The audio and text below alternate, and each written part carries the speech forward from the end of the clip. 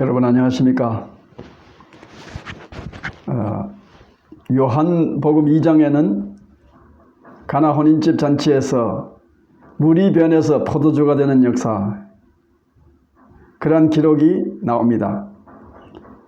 물 같은 인생, 맹물 같은 하잘것없는 보람없는 저와 여러분의 인생이 예수님을 만났을 때에 포도주와 같은 귀한 인생으로 바뀌어지기를 먼저 예수 그리스도 이름으로 축원합니다.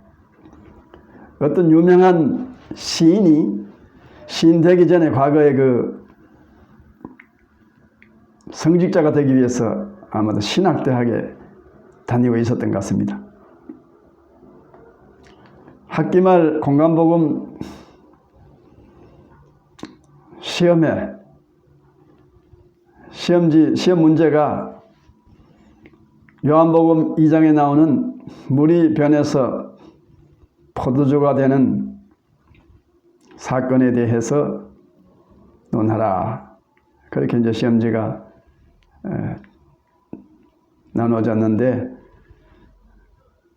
그 사람은 한자도 쓰지 못하고 있다가 나중에 이제 제출하기 전에 교수님이 하도 감독관이 하도 딱해서 이 사람 지금 시간이 다 됐는데 어떻게 그냥 백지를 내면 어떻게 하는가, 한자라도 써서 내지 했더니 그 사람이 써낸 그 답안지가 참 그야말로 기상천외에 지금까지 세계 역사상 요한복음 2장에 물이 변해서 포도주가 된 사건에 대한 그런 그 코멘터리로서, 그런 그 해석 문장으로서 최고의 명문이다, 이렇게 알려져 왔다고 하는데, 그 내용은 이것입니다.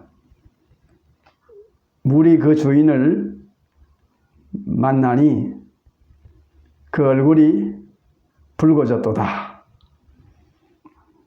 나중에 그 사람은 유명한 바이런이라는 영국의 시인이었다고 합니다. 물이 그 주인을 만나니 얼굴이 붉어졌다. 그것이 물이 변해서 포도주가 됐다는 그런 그 신학생의 답안지라고 그러는데, 글쎄요, 그것이 뭐 그렇게 세계 가장 역사상 가장 유명한 그런 그 신학적 해석인지는 저는 공감하지는 않습니다만은, 오늘 이 물이 변해서 포도주가 되었다 하는 이 기적, 요한복음에서 나오는 7가지, 다른 복음서에는 없는 요한복음서에만 나오는 7가지의 기적을 다룬 기사 중에서 가장 첫 번째 나온 기사입니다. 요한복음 2장에 나오는 혼인잔치는 성경학자들의 연구에 의하면은 예수님의 가장 사랑하는 제자 사도 요한이 장가가던 날, 사도 요한의 결혼식 날 스토리를 요한이 기록해 놓은 것이다, 그렇게 말하는 것입니다. 예수님께서는 공생의 사역을 시작하시기 전에 유대 광야에서 40일 동안에 금식하며 기도하셨습니다. 그 후에 요단강으로 가서 세례 요한으로부터 세례를 받으셨습니다. 그리고는 그 고향인 갈릴리로 올라가서 갈릴리 지방, 갈릴리 호숫가에서 몇몇 제자들을 만나서 제자들을 삼았습니다. 그리고는 사흘째 되는 날 이제 가나에 있는 혼인잔치집에 초대를 받아서 어머니와 함께, 제자들과 함께 그 혼인잔치에 참석을 했는데,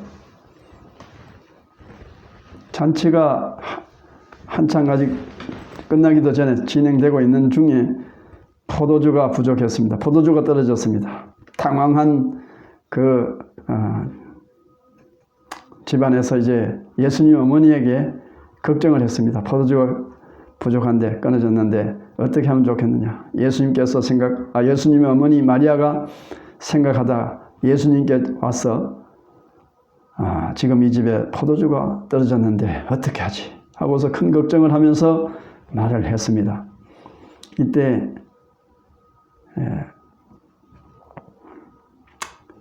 마리아는 다시 돌아와서 하인들에게 예수님이 무슨 말씀을 하시든지 그대로 하라. 그대로 하라. 이렇게 부탁을 했습니다. 잔치집에 포도주가 떨어졌다는 것은 이것은 보통 망신이 아닙니다. 큰 수치요 신뢰입니다.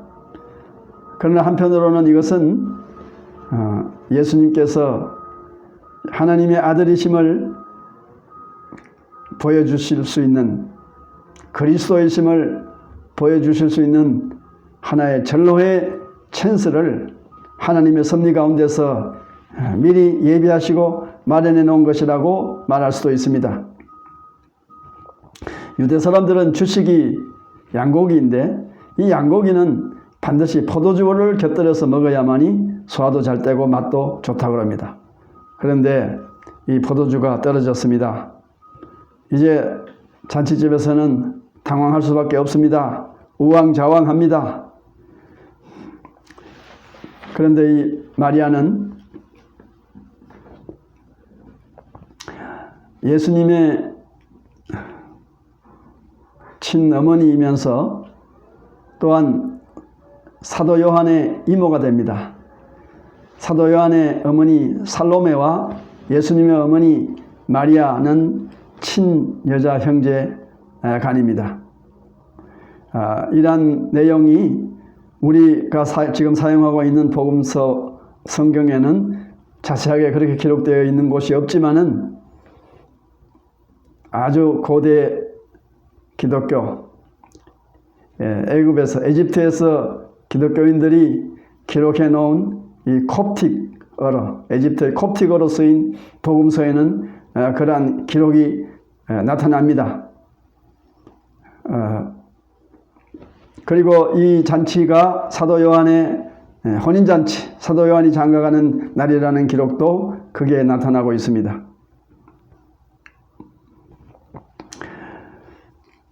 요한복음 2장에서 요한은 예수님의 모친 마리아에 대해서 언급하면서 예수님의 아버지 요셉에 대해서는 언급이 없는 것으로 봤을 때에 예수님께서 18살 이전에 젊었을 때에, 예수님이 어렸을 때에 아버지께서는 아마 일찍이 사망하신 것이 아닌가, 그렇게 확정해 볼 수가, 추측해 볼 수가 있습니다.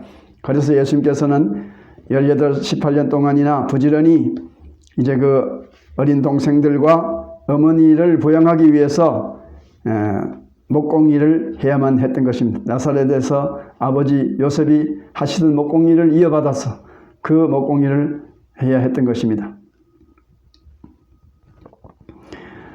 이 혼인잔치, 이스라엘의 혼인잔치, 유대인들의 혼인잔치는 우리 한국 사람들 조선시대에 또한 그 이전에 고려시대에 혼인잔치 하던 것과 비슷한 점이 많습니다. 가난하게 찢어지게 평생을 가난하게 살면서 누더기 옷을 걸치고 험한 음식을 먹고 배를 반 굶주리면서 살아온 사람이라도 혼인잔치 날만큼은 왕같이 왕비같이 입고 왕같이 왕비같이 먹고 마시며 그 친구들을 대접하고 손님들을 대접하는 것이, 이것이 혼인잔치의 풍습입니다. 그래서 그 신랑이 입는 옷은 임금이, 왕이 입는 골룡포예요. 또 신부가 쓰는 쪽두리와 신부 옷은, 쪽두리는 왕비가 입는 옷이요 쓰는 쪽두리인 것입니다. 그래서 그날만큼, 하루만큼은, 혼인잔치 날만큼은 최대의 대우와 호강을 누리게 해주는 것이 유대 사람들의 혼인과 우리 한국 사람들의 혼인이 비슷한 점입니다. 그런데 이 혼인잔치집에서 포도주가 떨어졌다는 것은 흥이 완전히 깨지고 완전히 그냥 분위기가 이제 어두워지는 것입니다. 이때 예수님의 모친 마리아께서 포도주가 떨어졌으니 어떻게 하면 좋냐고 예수님에게 찾아와서 걱정을 합니다. 잔치집에 포도주가 떨어졌다는 것은 성도들에게 은혜가 떨어졌다는 말과 같습니다. 은혜가 떨어진 성도는 예수님 앞에서는 항상 나의 부족함, 나의 죄인된 모습을 드러내놓고 은혜가 떨어졌음을 고해야만이 하는 것입니다. 마리아는 분명히 예수님의 능력을 믿고 그의 도우심을 기대했음이 분명합니다. 5절에 마리아가 하인들에게 부탁한 말만 봐도 그것은 쉽게 이해할 수가 있습니다. 너희에게 무슨 말씀을 하시든지 그대로 하라 한 것으로 봐도 마리아는 분명히 예수님이 신비스러운 능력을 믿었던 것이 틀림없습니다. 만일 이 부분을 저 유명한 주석가 벵겔이 주석한 것처럼 음식이 모자람으로 아들 예수님과 제자들이 더 이상 머물면서 음식 축내지 말고 일찌감치 좀 먼저 돌아가 주라는 뜻으로 벵겔은 그렇게 주석을 달았는데 이것은 저는 동의할 수가 없습니다. 물론 뭐 여기 성경 그 구절에 조금 그렇게 생각해 볼 만한 부분이 있긴 합니다. 예수님과 제자들이 그 잔치집에 와가지고 걸신 들린 것처럼 많이 먹고 마신 건 사실입니다. 그러니까 이제 포도주가 떨어져 모자란다. 얼마나 퍼먹고 얼마나 그냥 그동안에 굶주리면서 노숙하면서 예수님께서 제자들과 함께 다녔기 때문에 아마 배를 많이 굶주리시고 노숙하셨기 때문에 아마 많이 드시고 또 제자들도 많이 먹고 많이 마신 것 같습니다. 그렇다고 해서 벵겔이 주석하기를 그 예수님의 어머니가 이제 제자들과 예수님과 와가지고 이제 이 집에 좀 음식이 모자라니까 미리 좀 제자들 데리고 먼저 좀 가주라잉 이렇게 말했다는 것은 이것은 저는 동의할 수가 없습니다. 이 부분을 주석하면은 요한 칼빈은 다르게 주석을 합니다. 즉 포도주가 떨어져서 잔치의 흥이 다 깨져버리고 불평하는 손님들에게 예수님께서는 어떤 신령한 권고로 풀어주시고 동시에 이제 이 위기에서부터 이 참 그야말로 신랑집에 그야말로 이 정말 창피스러운 이러한 그 위기에서부터 좀 도와주라고 요청을 하신 것 같습니다. 이에 대한 대답으로서 예수님께서는 여자여 나와 무슨 상관이 있나이까. 이때 여자여 이 말은 헬라어로서 굿나이입니다. 굿나이. 장로교의 시조 요한 칼빈 선생은 캐톨릭을 천주교를 너무 증오한 나머지 이 요한 캘빈 선생이 쓴 그 불후의 명작 성경 다음으로 아주 참 명저 중에 명저 고전이라 할 수 있는 이 기독교 강요 The Institute of Christian Religion 이 기독교 강요에는 이 부분을 이렇게 말하고 있습니다. 후대에 캐톨릭에서 마리아를 너무 숭배할 것을 예수님이 미리 아셨다. 미리 아시고서는 여자여 라는 존대하지 않는 보통 칭호를 사용하고 있다. 이렇게 켈빈은 주석을 하고 있습니다. 그러니까 이 정말 불후의 명작을 쓰고 참 천추만대의 아주 참 천재, 대천재요. 인류 역사상 그야말로 참 위대한 천지창조 이후에 참 큰 사건으로서 종교개혁을 완성한 이런 요한 칼빈이지만은 요한 칼빈도 그 완벽할 수는 없다. 저는 그렇게 보는 것입니다.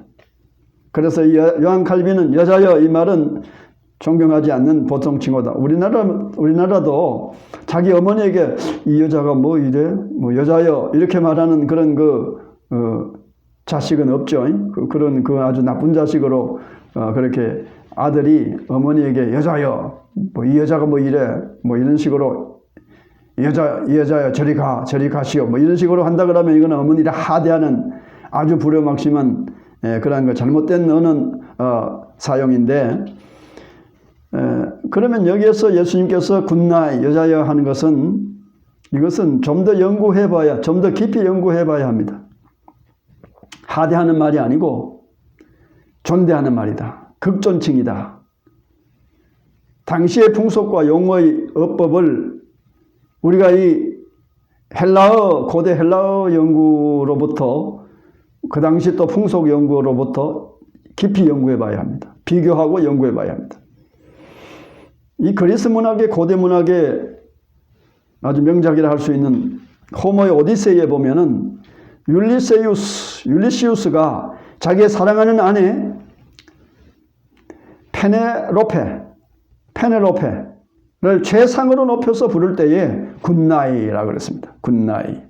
또 로마의 아우구스투스 황제가 에집트의 여왕 클레오파트라를 부를 때에 굿나잇 그랬습니다. 자기의 사랑하는 연인이요, 그야말로 참 외국 친선국의 황제의 여황제를 굿나잇이라고 불렀을 때 그 천대하고 멸시하는 여자여라는 그런 용어로서 그렇게 천대하는 뜻으로서 불러서 되겠습니까? 그러므로 이 말은 우리말의 번역이 잘못된 것이다. 번역이 잘못된 것이지 그것이 결코 존칭어가 아닌 것이 아니라는 것입니다. 이것은 여자를 호칭하는 말 가운데 최고의 높임말이다. 그렇게 말합니다. 5절에 보시면은 마리아는 하인들에게 너희에게 무슨 말씀을 하시든지 그대로 하라. 일단 순종할 것을 말씀하시고 있습니다. 예수님께서 무슨 말씀을 하시든지 먼저 순종해야 한다. 그렇게 믿는 데서 우리의 문제가 해결이 되는 것입니다. 기적이란 하나님으로부터 오는 직선적이고도 특별한 은혜입니다. 다시 말씀드리면 기적이 뭐냐? 기독교에서 말하는, 성경에서 말하는 기적이 뭐냐? 기적은 하나님으로부터 오는 다이렉트리, 직접적으로, 직선적으로 오는 특별한 은혜다. 이것이 기적이다. 이러한 하나님의 은혜를 담는 그릇이 두 가지가 있는데 하나는 믿음이라는 그릇과 또 하나는 순종이라는 그릇입니다. 믿음과 순종이 있어야 하나님께서 주시는 은사를 받을 수 있다는 말입니다. 하나님께서 주시는 은사를 담는 이 그릇은 두 가지 그릇, 믿음의 그릇과 순종의 그릇을 우리는 잘 준비하고 깨끗하게 닦아서 그것을 정성스럽게 이제 기다리고 있을 때에 하나님께서 거기에 은혜를 부어주시는 것입니다. 오병이어의 기적을 한번 생각해 봅시다. 예수님께서 직접 하늘을 여시고 5,000명 먹을 떡이나 만나를 내리게 하실 수도 있어요. 그러나 그렇게 하지 아니하시고 어린 소년을 통하여 보리떡 5덩이와 물고기 2마리를 예수님께 바치게 함으로써 이것을 가지시고 축사하시고 5,000명을 먹이시는 기적을 나타냈습니다. 하나님은 때로는 누구의 희생을 통해서, 때로는 누군가의 귀한 순종을 통해서 우리 가운데 기적을 이루어 가십니다. 선교 사역을 돕는 후원하시는 손길들을 위해서 제가 한 말씀 드립니다.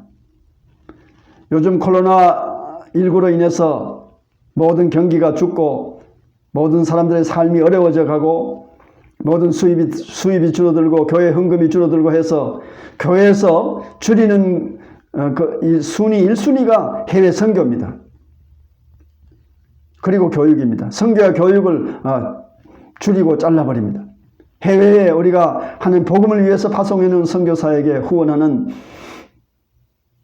선교 후원비를, 선교 후원금을 코로나19로 경제가 어렵다 해서, 생활이 어렵다 해서, 헌금이 줄어든다 해서 이것을 잘라버린다면은 그들은 어떻게 됩니까? 어떻게 복음을 전합니까? 선교에 후원하시는 그 후원의 손길, 선교 후원하는 손길은 그분이 비록 선교지에 가서 순교의 그 위험을 당하지 않더라도, 순교의 사역을 하지 않더라도 뒤에서 후원하는 그 후원으로서 선교사와 같은 축복을 하나님께서 부어주시는 것입니다. 왜냐하면 그분의 후원금, 선교 후원하는 그 후원금 때문에 이제 그 전방에서 최전선에서 복음을 전하는 그런 사역자가 사역을 할 수 있기 때문에, 하나님의 복음을 전할 수 있기 때문에 선교 일선에 나가서 복음을 직접 전하는, 그리고 아니면 방송으로나 이 복음을 전하는 이런 그 선교지에 나갈 수 없어서 이제 유튜브나 아니면은 방송을 통해서나 아니면 다른 수단으로서 복음을 전하는 이런 사역자가 나가는 선교사를 한다면은 뒤에서 이 나가는 선교사가 나가서 선교할 수 있도록끔 뒤에서 후원하는, 후원금을 보태는 이런 후원자는 보내는 선교사다. 그래서 하나님 나라에서 받는 상은 똑같다. 나가는 선교사나 보내는 선교사나 상은 똑같다. 받는 축복은 같다 하는 것입니다.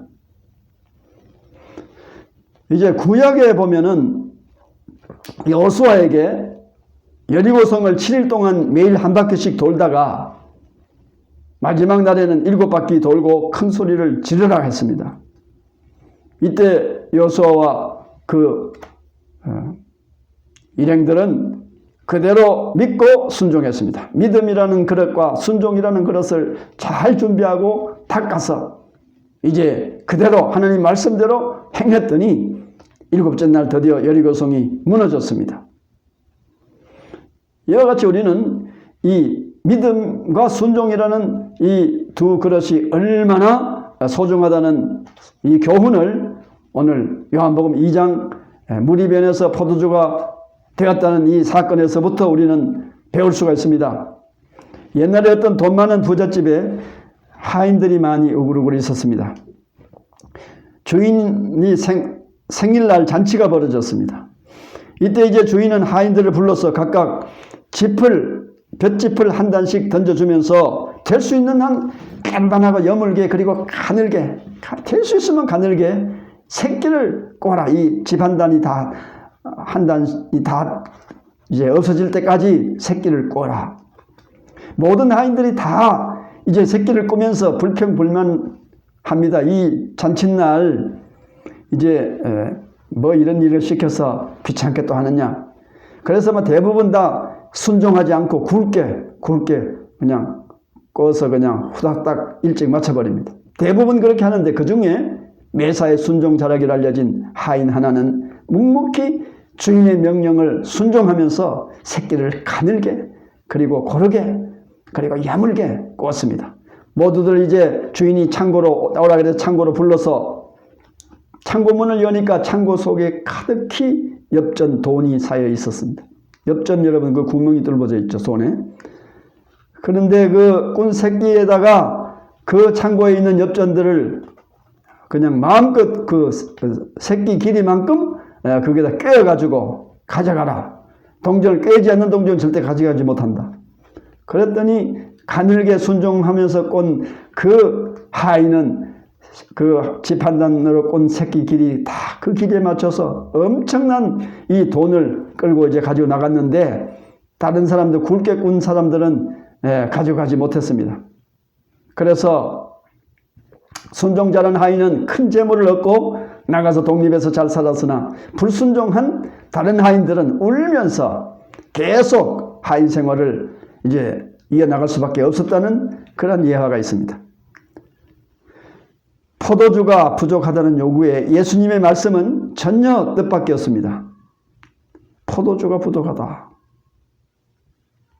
항아리에 물을 채워라. 저 들어오는 입구에 항아리가 있는데 그 항아리에 물을 채워라. 유대인들의 결례를 따라서 잔치집에 들어가는 손님들의 손발을 씻고 들어가기 위해서 이제 물을 채워놓는 항아리가 있습니다. 그런데 예수님께서 들어가면서 보았거든요. 그 항아리에 물이 비어 있는 것을 보았습니다. 항아리가 비어 있기 때문에 잔치집으로서는 대단한 실수입니다. 이게 지금 뭐 경황이 없다 그러죠. 이거 이 일 저 일 바쁜 일들 때문에 준비할 걸 철저하게 준비 못했어. 손님들 들어올 때 씻는 그 물 준비한 항아리 담는 그 항아리에 물이 비어 있습니다. 유대인들은 원래 깨끗함을 찾기로 유명한 백성들입니다. 깨끗한 것이 가장 중요한 윤리로서 이 깨끗하면은 단순한 위생적인 것뿐만 아니라 종교적인 의식까지 포함되어 있습니다. 이 돌 항아리도 잔치집에 출입하는 자들의 손을 씻고 이제 죄악의 균을 씻고 들어가라는 의미를 둔 것인데 물을 채우는 일을 깜빡 잊었던 것입니다. 이 잔치에서의 부족함은 포도주만 아닙니다.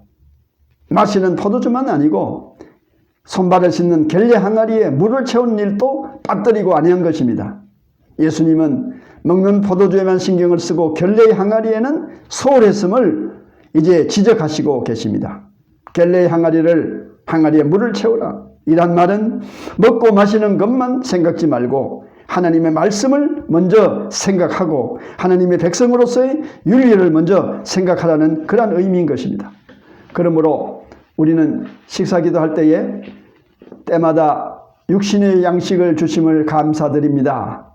겸해서 영의 양식도 주시옵소서. 오늘 또 신령한 말씀도 내려 주시옵소서. 또 세수할 때에 하나님 나의 속마음도 깨끗하게 씻어 주시옵소서. 또 새 옷을 입을 때마다 하나님이여 그리스도의 의의 옷을 나도 입게 하시옵소서. 요한복음은 항상 속마음의 의미, 영적 의미 중심의 복음임을 우리가 이제 깨닫고 이 요한복음을 읽어야 하는 것입니다. 여기서 우리가 생각해야 할 것은 예수님께서 갤릴리 항아리로부터 채우라는 기대 밖의 부분에 사람들이 포도주에만 집착하였으므로 순종하지 않을 수도 있습니다. 왜? 지금 포도주가 떨어졌다는데 뭐 손발 씻는 물 항아리에 물 채우라고 이거 무슨 동문서답하고 계십니까? 이렇게 불순종할 수도 있어요. 포도주 떨어졌는 거하고 항아리에 물 채우는 거 무슨 상관이 있습니까? 불순종할 수가 있습니다. 그러나 예수님의 어머니 마리아는 그 하인들에게 무슨 말씀을 엉뚱한 말씀을 하신다고 생각하더라도 그대로 순종해라. 자다가 봉창 두드린다 하는 말씀을 하더라도 그대로 순종해라. 아마 무슨 일이 있을 것이다. 마리아는 그대로 믿었던 것입니다. 그 마리아의 말에 하인들도 순종했기 때문에 그날의 기적의 역사가 일어났던 것입니다. 가득 채우는 순종이 있은 후에야 주님께서는 이제는 떠서 연회장에게 갖다 주라 그랬습니다. 이제는 떠서 연회장에 갖다 주라. 떠다 주라. 떠주라. 이란 말이 헬라어로서 한 단어로 되어 있습니다. 한 단어. 떠다. 이 물을 뜨는 거하고 주는 거하고 이것이 붙어서 복합적인 한 단어. 헬라어로서는 암플레 사테. 암플레 사테. 이거는 물을 깃는다는 뜻이. 그리고 갖다 주는 뜻이. 이 하인들이 우물물을 직접 길러서 연회장에게 갖다 주었다는 해석이 가능합니다.